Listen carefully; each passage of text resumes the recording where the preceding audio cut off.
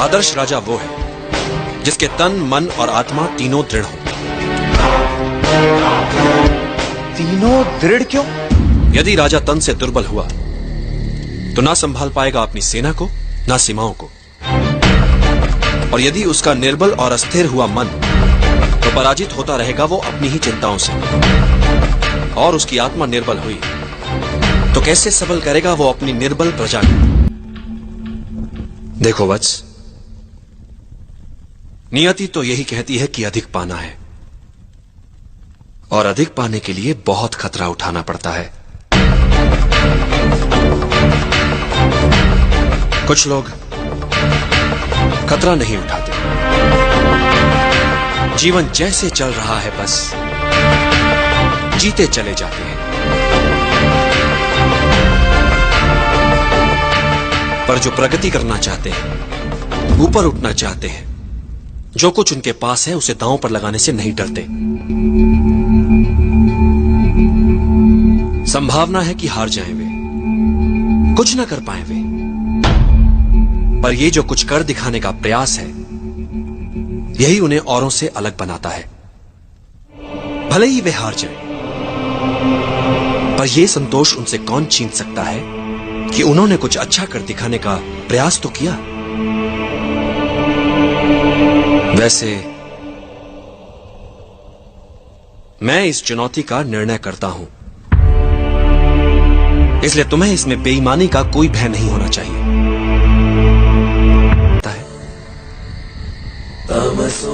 मैं क्या छीन सकता हूं इससे, ये तो तुमने देख लिया, पर मैं इसे क्या दे सकता हूं, ये नहीं देखना चाहोगे। मां से दूरी का दुख सहकर यदि ये तक्षशिला में भावी मगधपति होने की योग्यता प्राप्त कर लेगा, तो कितनों के दुख मिटाने वाला बन सकता है ये। कितनों के काम, कितनों का भला, क्या कुछ नहीं कर सकता ये। और फिर अखंड भारत का सम्राट बन गया तो अपने साथ साथ अपनी मां का नाम भी इतिहास में अमर कर देगा। ये सुख भला मिल सकता है हर किसी को? नहीं, पर समय से पहले व्यर्थ काल्पनिक सोच मूर्खता होती है वत्स। अभी इसकी तीसरी परीक्षा हुई कहां है, उसे तो हो जाने दो।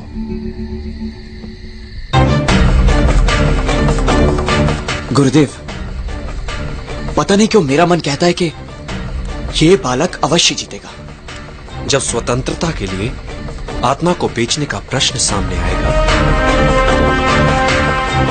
तब ये क्या करता है, देखते हैं।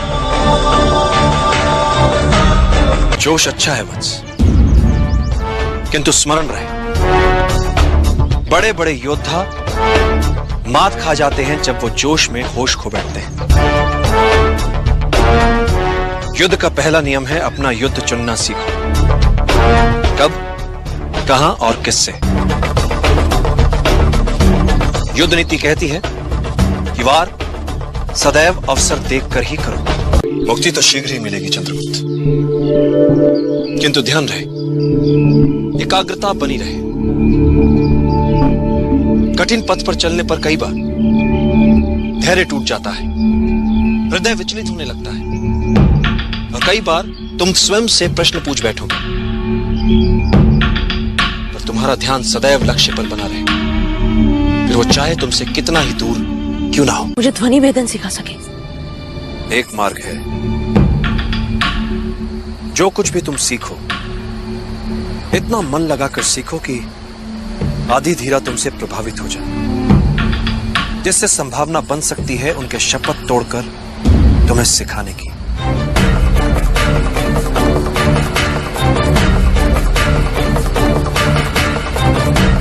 ये सब तुम पर निर्भर करता है। यदि तुम एकाग्रचित हो सको, अपने शरीर के साथ साथ अपने मन पर भी अधिकार कर लो, तो एक साधारण शरीर भी असाधारण कार्य कर सकता है, चाहे जितनी पीड़ा हो। यदि तुम्हारा मन उस पीड़ा को माने ही ना तो। इतिहास में ऐसे कई वीरों के विवरण हैं जिनका सर धड़ से अलग हो गया, किंतु वो युद्ध में लड़ते रहे, रक्त की अंतिम बूंद तक लड़ते रहे। उन योद्धाओं को गौरवान्वित करो, बता दो उन्हें कि अब तुमने संभाला है उनका उत्तरदायित्व। निद्रा भोजन भोग भय, ये नर पशु समान, ज्ञान अधिक इक नरन में, ज्ञान बिना पशु जान। चंद्रगुप्त, पृथ्वी पर कई जीव मनुष्य से अधिक शक्तिशाली थे। गाय, बैल, शेर, हाथी सभी मनुष्य से अधिक बलवान थे, किंतु राज किसने किया पृथ्वी पर? मनुष्य ने। कैसे? बुद्धि से। तुम्हें भी बुद्धि से लड़ने वाला योद्धा बनना है चंद्रगुप्त। यदि तुम अपने लक्ष्य को पूरी एकाग्रता से प्राप्त करना चाहोगे तो आत्मिक बल वो कर दिखाता है कि साधारण लोगों को यह असंभव लगता है। एक महान योद्धा की क्या पहचान होती है चंद्रगुप्त? जो ही वो युद्ध में जीते, विजय उत्सवों में अपना समय गंवाए बिना अगले लक्ष्य को प्राप्त करने की योजनाओं में लग जाए। वीर यात्रा पिछले 15 वर्षों से आज तक इस यात्रा को कोई पूरा नहीं कर पाया, किंतु तुम्हें यह यात्रा सफलतापूर्वक पूरी करनी है चंद्रगुप्त। इनमें और तुम्हारे कवच में क्या अंतर है?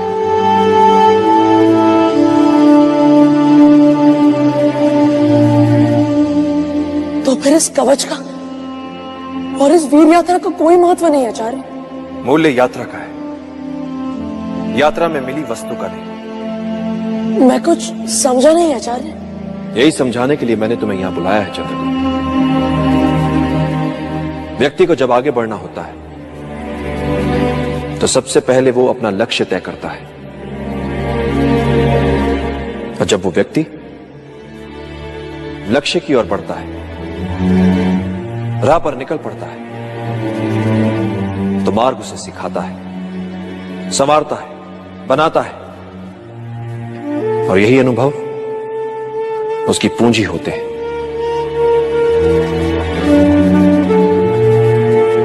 मार्ग पर चलकर लक्ष्य तक पहुंचा जाता है,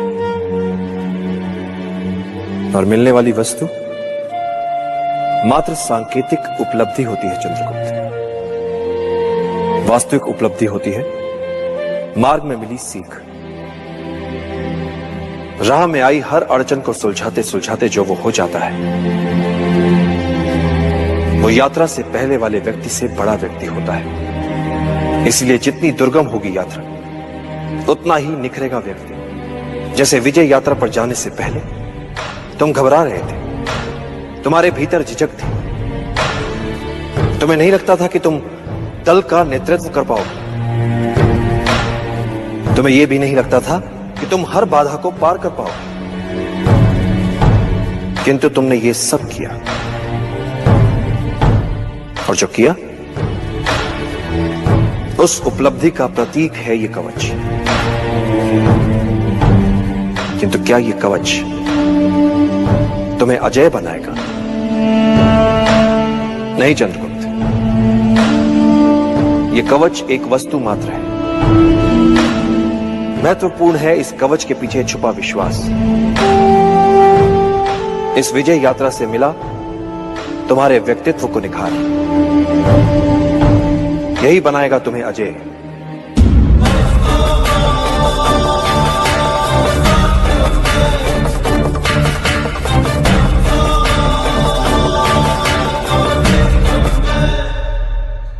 आचार्य, तो क्या अब मैं अपनी मां को छुड़ाने जा सकता हूं?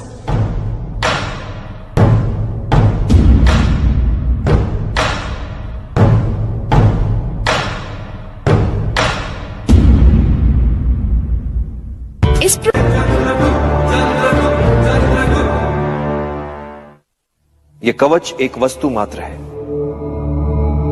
महत्वपूर्ण है इस कवच के पीछे छुपा विश्वास। इस विजय यात्रा से मिला तुम्हारे व्यक्तित्व को निखार, यही बनाएगा तुम्हें अजय।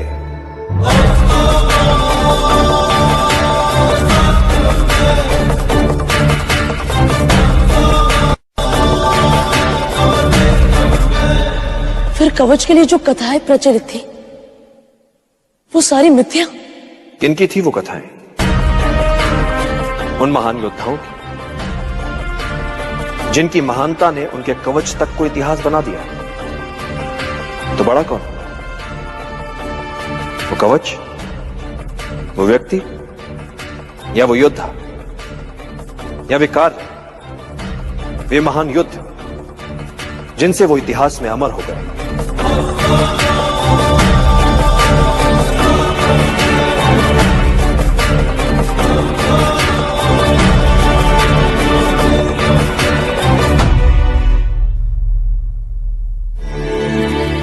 वो व्यक्ति, वो योद्धा, वो लिख चुके हैं अपना इतिहास। तुम्हें अपना इतिहास अभी लिखना है। जीने की इच्छा ही हमारी शक्ति है। जब जीने की सच्ची चाह मन में हो तब मृत्यु को कठिन ही नहीं असंभव मानो। मात्र जीवन, जीवन और हर मूल्य पर जीवन। यदि मन में इसके अतिरिक्त कुछ ना हो तो दुर्बल से दुर्बल व्यक्ति भी साहसी बन सकता है। तुम ये कह सकते हो कि यह लड़ाई तुम्हारी नहीं है। कि कौन सी लड़ाई लड़ सकते? अपनी या उनकी जिन्हें तुमसे अपेक्षा है, जो निर्बल है? चंद्रगुप्त, जब व्यक्ति के समक्ष दोराहा आता है, जब एक मार्ग चुनना होता है, तब उसका चुनाव दर्शाता है कि वो क्या है, कैसा है।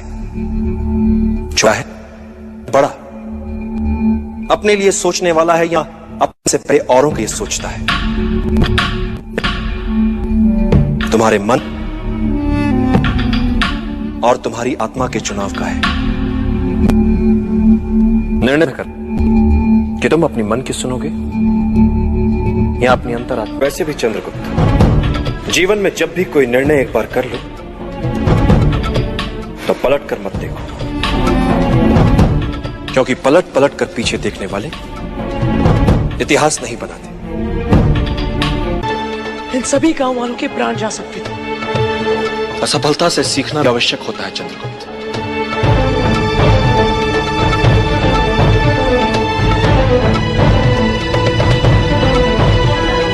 किंतु हर बार त्रुटि नहीं होनी चाहिए। यदि तुम त्रुटि दोहरा रहे हो तो समझ लो कि कोई चूक अवश्य हो रही है। असफलताओं जीवन में बड़ा महत्व होता है। ये तुम्हें विनम्र बनाती है, शत्रु तक का आदर सिखाती है। बस असफलताओं से सीखने की चाह होनी चाहिए। इस असफलता को भी सीखने का एक और अवसर मानो। इस असफलता से मुझे क्या सीखना चाहिए आचार्य? जब भी कोई योजना बनाओ और यदि वो सफल हो जाए तो क्या उससे बाहर कैसे निकलोगे? इस पक्ष को सदैव याद रखो। नेतृत्व क्या होता है? शत्रु या विपरीत परिस्थितियों के प्रति मन में उनका सम्मान होना। एक अच्छा राजा वो नहीं जो आक्रमण करना जानता है। एक अच्छा राजा वो है जिसे पीछे हटना भी आता है, पुनः संगठित होने के लिए समय जुटाना भी आता है। पीछे हटने में कोई लज्जा नहीं। अगले दिन नए उत्साह से लड़ पाओ। यही तुमने आज किया चंद्रगुप्त। गुरुकुल का हर पाठ होता है पूर्व निर्धारित। हर प्रश्न भी, हर प्रश्न का सही उत्तर भी पढ़ाने से पूर्व जानता है गुरु कि उसे क्या पढ़ाना है। और विद्यार्थी के पास हर समय उपलब्ध होते हैं ग्रंथ, किंतु जीवन में कुछ भी पूर्व निर्धारित नहीं होता। न प्रश्न, न उत्तर, न सहायता के लिए गुरु, न ग्रंथ। जीवन में हर प्रश्न के एक से अधिक संभावित उत्तर, उचित उत्तर चुनना है बिना किसी सहायता के।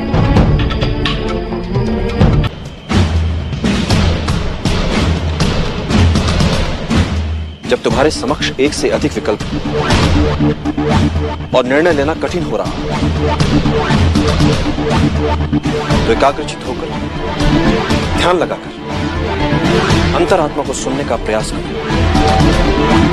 अंतरात्मा के संकेत नियति को स्वरूप देते हैं। नकारात्मक सोच बुरी होती है भद्रकाली। ये एक प्रकार की संक्रामक बीमारी होती है जो अपने आसपास सब में निराशावादी दृष्टिकोण ही फैलाती है। इससे बचना चाहिए। सदैव सकारात्मक ही सोचना चाहिए। मैं चाहता हूं सकारात्मक सोच सबसे।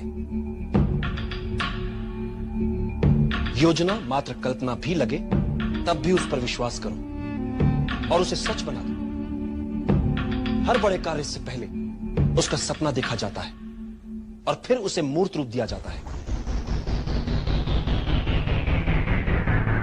मात्र इच्छा शक्ति, बस यही एक मूल मंत्र है हर सफलता के पीछे। इच्छा करो, दृढ़ता से चाहो और फिर उसके लिए मर मिटो। विजय सदा तुम्हारा वरण करेगी।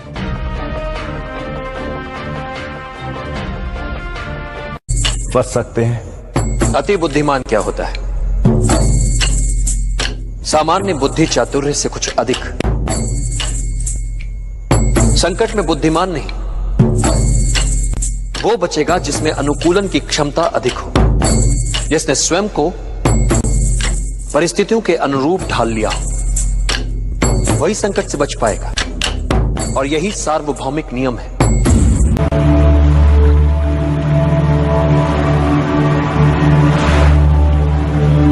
यह अवसर है पुनर्जन्म का। देश के हित में क्षात्र धर्म से मर मिटने का अवसर है ये। फिर जीने का अवसर है ये। गौरव जो मिट चुका है देश का, उसे पुनः पाने का अवसर है ये। मातृभूमि को नमन कर सके इस लायक बनने का अवसर है ये। एक नए नव निर्माण का अवसर है।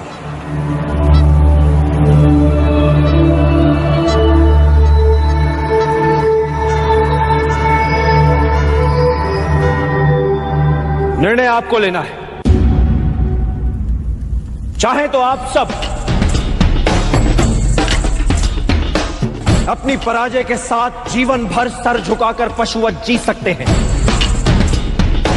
या फिर अपनी मातृभूमि के लिए अपना सर्वस्व न्यौछावर करने के महाअभियान में मेरा साथ दें। मेरा सदा पराजय की अनित्यता में विश्वास रहा है। अनित्य होती है पराजय। व्यक्ति चाहे तो फिर से प्रयास कर सकता है विजय के लिए।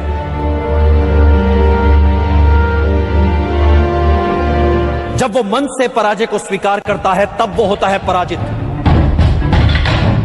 कई बार मन से पराजय को स्वीकार करने वालों को, हार से हताश होने वालों को इस बात का पता ही नहीं होता कि जब उन्होंने साहस छोड़ा तब वो विजय के कितने निकट थे। हर पराजय विजय यात्रा के मार्ग में आने वाली एक अनुभव मात्र होती है। ऐसा अनुभव जो हमें कुछ और सिखाता है, हमारी कमियां हमें बताता है, हमें विजय के और निकट ले जाता है। इसलिए यवनों से मिली पराजय को भुला दीजिए। आइए मिलकर एक बार फिर हम सब एक और प्रयास करते हैं। मिलकर किया हुआ प्रयास कभी व्यर्थ नहीं जाता। खेलकर आज हम अपने देश का एक नया इतिहास रच सकते हैं, एक नया समाज गढ़ सकते हैं, नियति के लिखे तक को बदल सकते हैं। आज हमारे समक्ष जो अवसर है, ऐसा अवसर भाग्यशालियों को ही मिलता है। अपनी मातृभूमि को विदेशी आक्रमणकारियों से मुक्त करवाने का